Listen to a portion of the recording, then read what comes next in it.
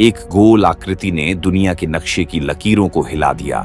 ये कोई जादू नहीं, न ही कोई एक क्षणिक आविष्कार। यह एक मौलिक बदलाव था जिसने गति का नियम, दूरी की धारणा और समय के साथ हमारी बातचीत ही बदल दी। अगर आप इस वीडियो में सिर्फ एक बात लेकर जाए तो वह यह है, पहिया केवल एक यंत्र नहीं, वह विचारों का एक संक्रमण है। एक ऐसी घटना जिसने मनुष्य को स्थिर से गतिशील बनाया और उसी गतिशीलता ने सभ्यता को जन्म दिया।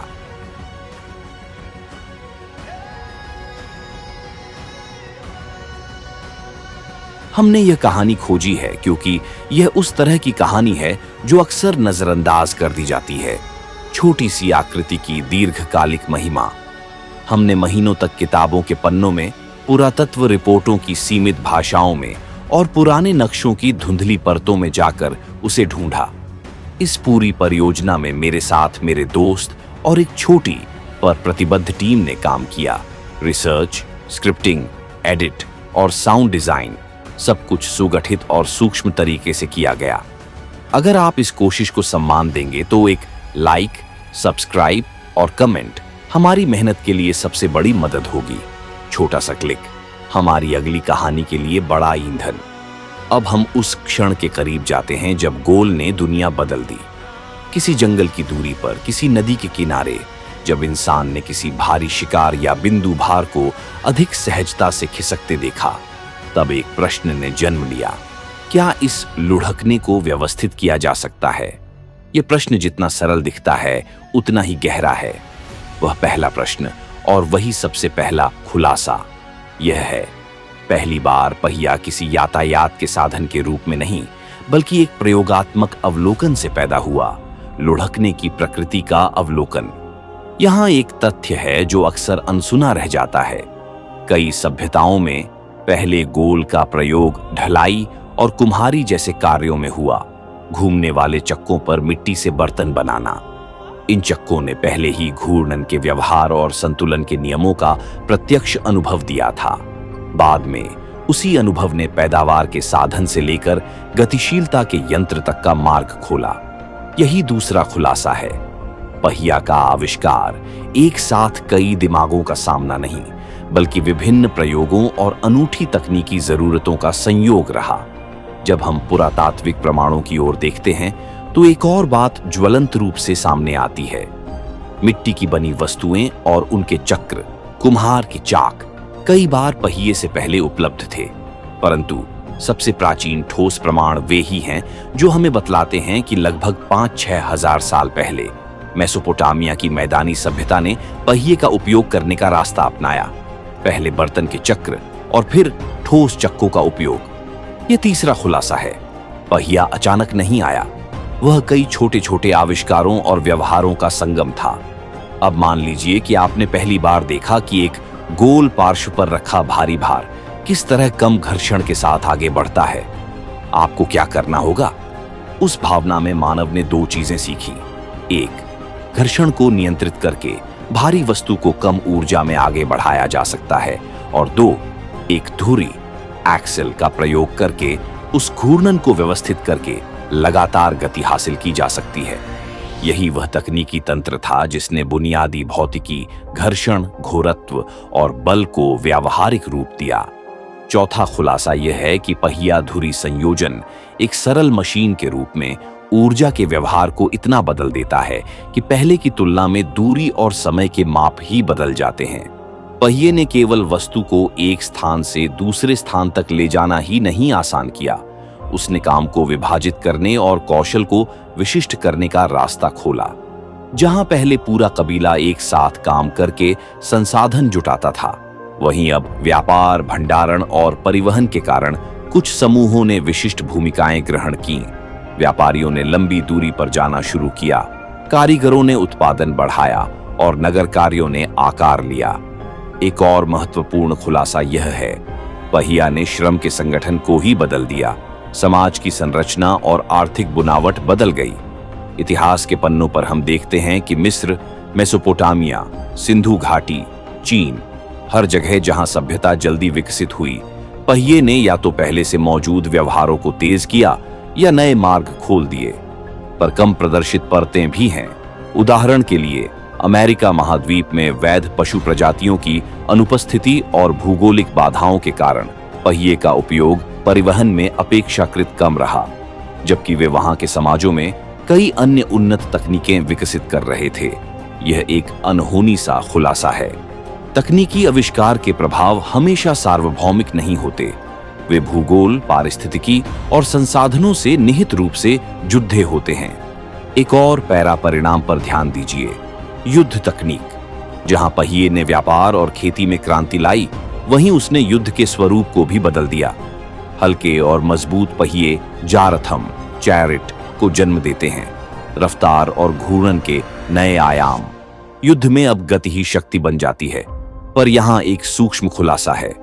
युद्ध की प्रकृति ने भी पहिए के विकास को प्रभावित किया। मांग, रणनीति और सामरिक आवश्यकताएं नई डिजाइनें जन्म देती रहीं। मतलब तकनीक और समाज का संबंध एक तरफा नहीं, वे परस्पर प्रभावित करते हैं। अगर हम यांत्रिकी के गहरे पानी में उतरें तो और भी दिलचस्प चीजें मिलती हैं। पहिया धुरी प्रणाली के भीतर ऊर्जा का संचलन, घूर्णन जोखिम, रोटेशनल इनर्शिया और रोलिंग फ्रिक्शन जैसे पहलू उस समय के कारीगरों के अनुभव में आत्मसात हो गए। अर्थात बिना सैद्धांतिक गणना के ही मानव ने व्यवहारिक नियम सीख लिए। एक और खुलासा, प्राचीन कारीगरों ने अनुभवजन्य तौर पर आज के हमारे सटीक गणितीय ज्ञान के समकक्ष निर्णय लिए। सामग्री की पसंद, व्यास का अनुपात और धुरी के सामर्थ्य के बारे में। यह दिखाता है कि मानव बुद्धि केवल विचारों से नहीं, अनुभवों से भी विकसित होती है। हमने खोदी हुई मिट्टी के टुकड़ों, पुरानी तस्वीरों और लिखित अभिलेखों को पढ़ते हुए पाया कि हल्केपन का विचार केवल बड़े ढेर का नहीं, बल्कि स्पोक द्वारा वजन घटाकर गति बढ़ाना एक क्रांतिकारी कदम था। स्पोक्ड व्हील का आविष्कार न केवल वजन घटाता है, बल्कि गतिज ऊर्जा को संभालने की क्षमता बढ़ाता है। यह अगला खुलासा है। किसी भी तकनीकी छलांग के पीछे अक्सर कम करना की कला होती है। कम वजन, कम घर्षण और वही कम करना गति को जन्म देता है।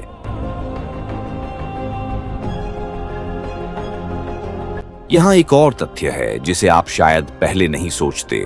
पहिया और समय की समझ एक दूसरे से उलझे हुए हैं। अनाज के पहिए जो चक्की मिल में घूमते थे, समय के मापों और उत्पादन के तंत्रों को नियमित कर देते थे। पहिया ने नियमितता और अनुशासन देने में मदद की। धार्मिक और सांस्कृतिक प्रतीकों में भी यही समांतर दिखाई देता है।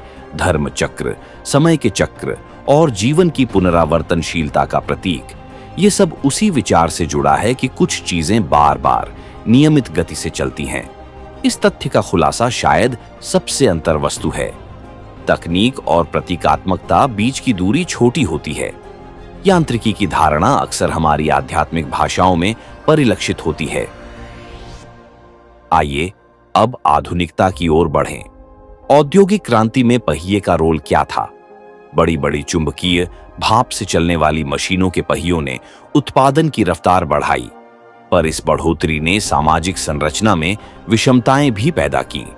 गांवों से शहरों का पलायन, श्रम के नए प्रकार और उत्पादन की विभाजन, ये सब पहियों की तेजी से जुड़े हुए परिणाम थे।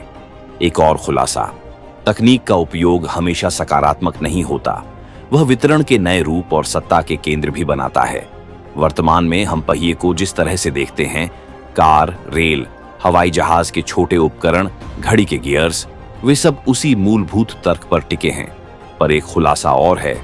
आज के उन्नत पहिए, जैसे रोवर के पहिए जो चंद्रमा और मंगल की धूल पर फंसने से बचते हैं, उनका जड़ मूल वही प्राचीन अवलोकन है। समझना कि सतह और द्रव्यमान के साथ कैसे व्यवहार करना है। विज्ञान ने रूप बदला, पर बुनियाद वही रही। पर्यावरण की समझ और उसके साथ सामंजस्य। यहां एक धुंधला सा पर निर्णायक खुलासा है जो शायद आपके विचार को उलट देगा। पहिया कभी किसी सभ्यता का अनिवार्य संकेतक नहीं रहा। कुछ समाजों ने पहिए का इस्तेमाल नहीं किया और फिर भी अपने तरीके से महान तकनीकी उपलब्धियां हासिल की। इसका मतलब क्या है कि तकनीक का विकास किसी निश्चयात्मक मार्ग का परिणाम नहीं, बल्कि वो एक नेटवर्क है जिसमें संसाधन, परंपराएं और आवश्यकताएं मिलकर एक विशिष्ट दिशा तय करती है। ये खुलासा हमारी आधुनिक टेक यथार्थवाद के लिए कठोर है। हर नई चीज सार्वभौमिक नहीं बनती। हमारी कहानी में एक और स्तर है, भाषा और अभिव्यक्ति का। कई भाषाओं में घूर्णन, चक्र और धुरी जैसे शब्दों का प्रयोग दर्शन और विज्ञान दोनों में मिलता है। यह दिखाता है कि जब कोई यंत्र मानव चेतना में प्रवेश करता है, वह सिर्फ भौतिक नहीं रह जाता, वह विचारों और बोलियों में रचा बसा होता है। यह वह खुलासा है जो कला और विज्ञान को जोड़ता है। एक यांत्रिक साधन कैसे सांस्कृतिक प्रतीक बनता है। अब थोड़ा और तकनीकी लेकिन साफ, पहिया और अक्ष एक्सल का संयोजन एक सरल मशीन है। इस संयोजन में यदि आप पहिए का व्यास बढ़ाते हैं और धुरी का व्यास छोटा रखते हैं तो आपको अधिक दूरी पर अधिक गति मिलती है, पर वह गति कम बल के साथ संभव होती है। यह सिद्धांत रथों और आधुनिक ट्रांसमिशन सिस्टमों में निहित है। प्राचीन शिल्पकारों ने यह सब आकलन अनुभव के जरिए सीखा, जिसे हम आज गणितीय भाषा में समझते हैं। यह खुलासा बताता है कि अवधारणाएं कैसे धीरे धीरे तर्क और संख्या बनती है, अनुभव से सिद्धांत तक। हमारे शोध में एक सौंदर्य बोध का खुलासा भी आया। पहला पहिया एक अति लचीले विचार का केंद्र था। यह सरलता और अनंत संभावनाओं का मेल था। इसी कारण से कला में पहिए का प्रयोग और मूर्तिकला में उसका समावेश कहीं अधिक प्रतीकात्मक बन गया। चक्र, वृत्त और मध्य बिंदु, ये सब दर्शन के संकेतक बनते चले गए। आज जब आप सड़क पर एक कार के पहिए को देखते हैं तो आप केवल एक यंत्र नहीं देखते, आप इतिहास का एक रेखा चित्र देखते हैं। कई निर्णयों, कई प्रयोगों और कई विफलताओं का संकलन। और यह अंतिम खुलासा है, कोई भी तकनीक चाहे कितनी भी बुनियादी क्यों न हो, असंख्य मानव निर्णयों का परिणाम होती है, एक अकेले क्षणिक आविष्कार की कहानी नहीं। इस यात्रा के आखिर में हम वापस आते हैं उस शुरुआती सवाल पर, किसने, कब और क्यों पहिया बनाया। सटीक नाम और क्षण भले ही धुंधले हों, पर अर्थ स्पष्ट है। जब मनुष्य ने दुनिया को केवल वहां और यहां की जगह के रूप में नहीं, बल्कि यात्रा और समय के संदर्भ में समझना शुरू किया, तब पहिया जन्मा। और यह जन्म आज भी जारी है, हमें हर दिन नए बाजारों, नए विचारों और नए प्रश्नों की ओर ले जाता है। अगर इस कहानी ने आपका ध्यान खींचा हो तो हमारी छोटी टीम का साथ दीजिए, सब्सक्राइब करें, कमेंट करके बताइए कि किस कड़ी ने सबसे अधिक आश्चर्य कराया और उस रहस्य पर आप और क्या सुनना चाहेंगे। नया चैनल होने के नाते आपकी हर एक प्रतिक्रिया हमारे लिए बहुत मायने रखती है। हम फिर मिलेंगे, एक नई खोज, एक नया खुलासा और उतनी ही गंभीर परतों के साथ। तब तक उस गोल आकृति को न केवल एक यंत्र के रूप में देखिए, बल्कि एक चलती फिरती सोच के रूप में जिए, क्योंकि हर बार जब कुछ घूमता है, कुछ नया समझ में आता है।